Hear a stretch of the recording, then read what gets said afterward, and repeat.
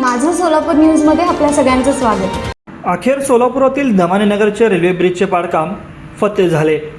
पूल पाडकामासाठी mega ब्लॉकमध्ये 9 रेल्वेगाड्यांचे मार्ग बदलले होते। अखेर हा पूल पाडण्यात आलेला आहे। दमानेनगर येथील रेल्वे पुलाच्या पाडकामाच्या पार्श्वभूमीवर मेगा ब्लॉक घेण्यात आला होता। या मेगा ब्लॉकमध्ये मोठमोठ्या यंत्रणांनी मिळून पूल पाडण्यासाठी प्रयत्न केले। अखेर पूल पूर्णपणे काढण्यात आला।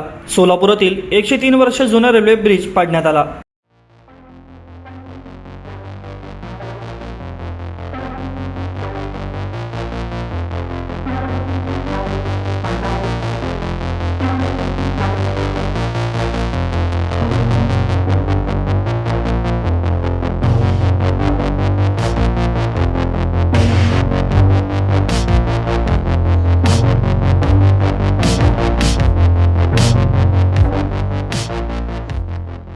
माझं सोलापूर न्यूज या यूट्यूब चॅनलला सबस्क्राईब करा आणि बेल आयकॉन प्रेस करायला विसरू नका।